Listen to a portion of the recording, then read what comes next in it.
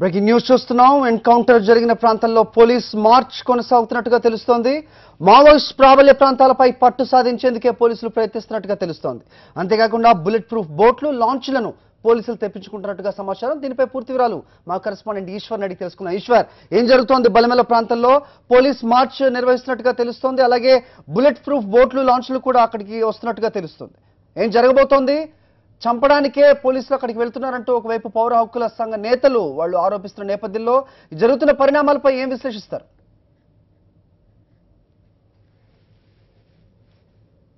ఈశ్వర్,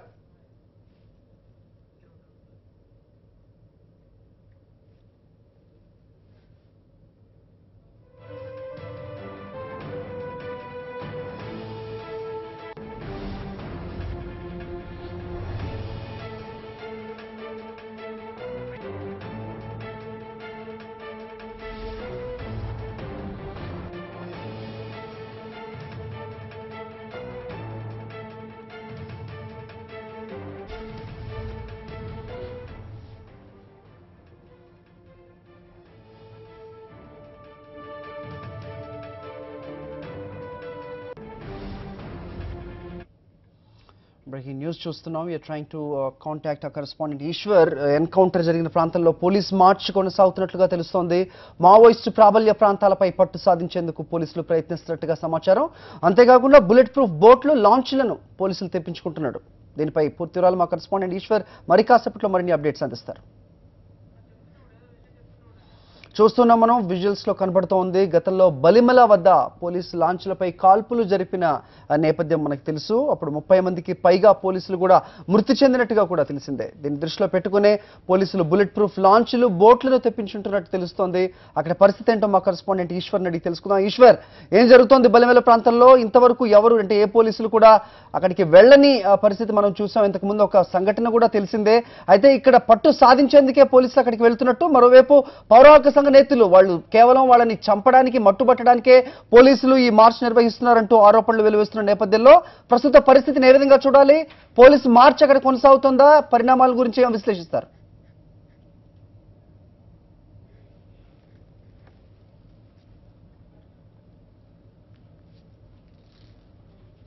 బలిమల రిజర్వాయర్కి సంబంధించిన cut off ఏరియాలో ఆంధ్ర పోలీసుల సహకారంతో, కేంద్ర బలగాల సహకారంతో ఆపరేషన్ లాంగ్ మార్చ్ దిశగా ఏపీ గ్రౌండ్స్ ముందుకు కదులుతుంది.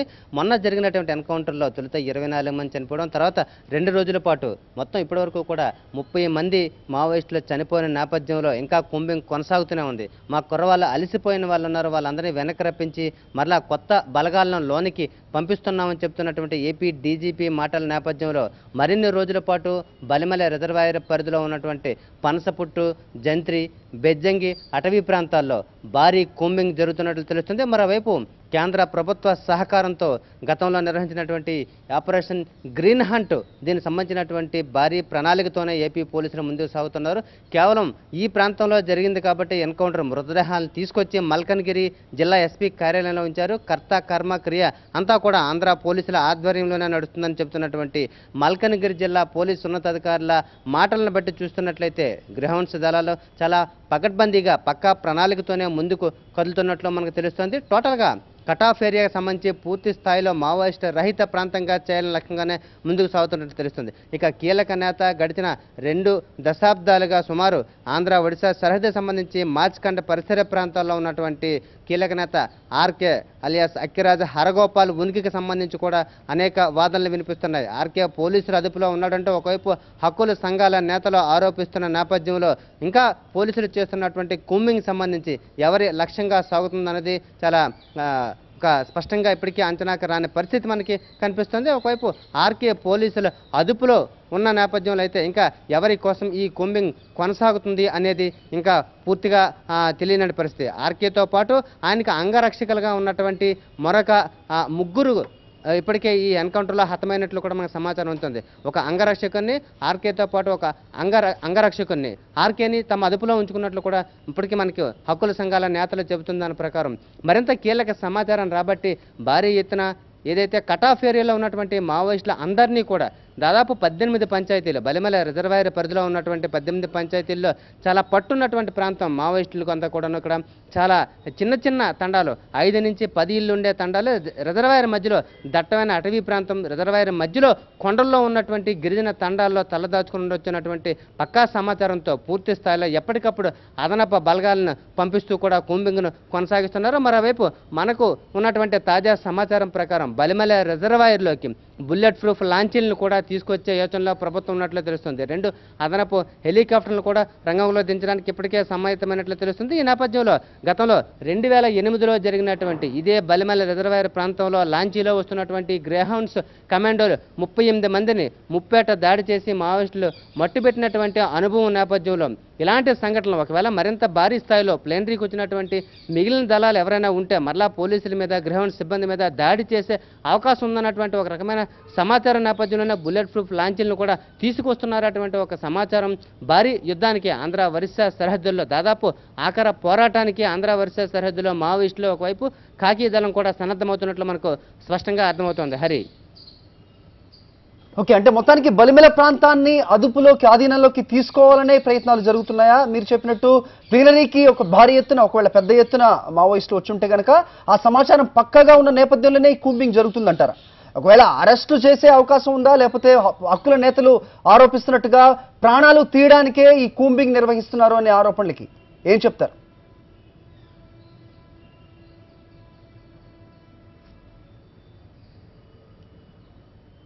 హరి, చాలా స్పష్టంగా చెప్పుకోవచ్చు. ఇప్పటివరకు ఎన్కౌంటర్లో మృతులను మనం పరిశీలించినట్లయితే శ్రీకాకుళం కోరాపూట్ జిల్లా డివిజన్ కార్యదర్శితో పాటు AOB special zone committee division కార్యదర్శి ఇద్దరు కూడా ఎన్కౌంటర్లో హతమవడం జరిగింది. ప్లేనరీ సంబంధించి అంతకుముందే పట్టుకున్నటువంటి ఒక ఇన్ఫార్మర్ సహాయంతోనే ఎక్కడైతే ప్లేనరీ జరుగుతున్న ప్లేస్ వరకు కూడా నేరుగా గ్రౌండ్స్ కమాండో చొచ్చుకు వెళ్ళడానికి చూసినట్లయితే గతంలో ఎప్పుడు కూడా ఈ లోనికి అడుగుపెట్టినటువంటి దాఖలాలు లేవు. గతంలో కూంబింగ్ నిర్వహించినటువంటి ప్రాంతాల్లో ఒకసారి చూసుకున్నట్లయితే సీలేరు, విశాఖ జిల్లా సంబంధించి మన ఆంధ్రప్రదేశ్ రాష్ట్రానికి సీలేరు సరిహద్దులోను ఒడిశాలో చిత్రకొండ వరకు కూడా కొన్ని పంచాయతీల వరకు మాత్రమే కూంబింగ్ పరిమితమైన పోలీసులు అంత డీప్ ఫారెస్ట్లోకి కట్ ఆఫ్ ఏరియాలోకి బలిమల్ రిజర్వాయర్లోకి అంత దూరం వెళ్ళడం వెనుక చాలా పక్కా సమాచారాన్ని ఏర్పాటు చేసుకున్నటువంటి వ్యవస్థ మనకి కనిపిస్తుంది. ఈ నేపథ్యంలో కూంబింగ్ జరిగినటువంటి వైనాన్ని కూడా మనం ఒకసారి పరిశీలించినట్లయితే ఎన్కౌంటర్ జరిగినటువంటి వైనాన్ని కూడా పరిశీలించినట్లయితే మరిన్ని దళాలు ఇంకా ఈ ప్లేనరీ సమావేశానికి వచ్చే ఉంటాయి. వీళ్ళంతా కూడా ఇంకా కట్ ఆఫ్ ఏరియాలోనే ఉన్నారన్నటువంటి ఒక పక్కా సమాచారంతోనే ఈ కూంబింగ్ ఇంకా కొనసాగుతున్నట్లు మనకు తెలుస్తుంది.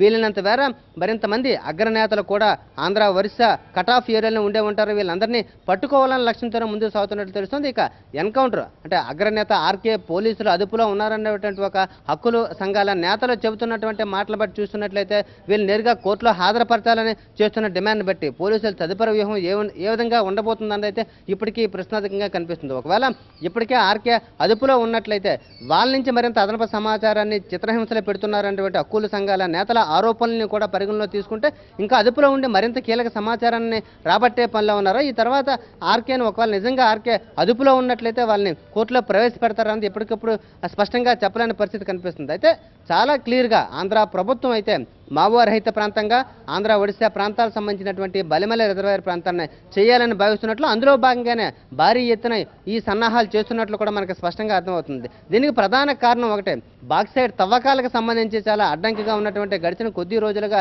బాక్సైడ్ తవ్వకాలకు సంబంధించి ప్రభుత్వం జీవో జారీ చేసిన తర్వాత దాదాపు ఒక 4 వరకు కూడా ఎవరైతే తెలుగుదేశం పార్టీకి చెందినటువంటి అధికార పార్టీకి చెందినటువంటి స్థానిక ప్రజాప్రతినిధులను కిడ్నాప్ చేయడం జరిగింది. కొంతమంది వీరికి సహకరిస్తున్నారని చెబుతున్న గిరిజనులు కూడా సంహరించడం జరిగింది.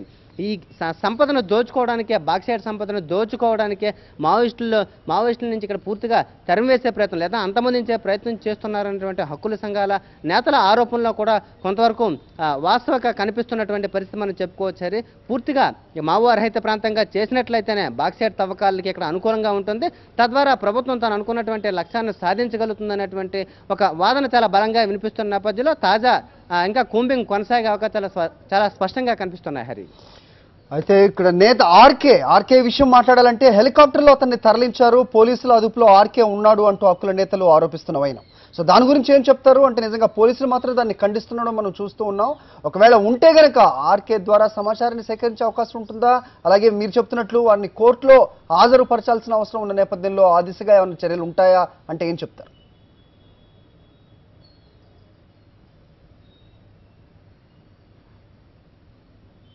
ఖచ్చితంగా ఆర్కే పోలీసులు అదుపులో ఉన్నాడు, లేదంటే ఆర్కేకి సంబంధించిన సమాచారం పోలీసుల వద్ద పక్కాగా ఉంది అని చెప్పడం కోసం ఒక సజీవ సాక్ష్యంగా చెప్పవచ్చు.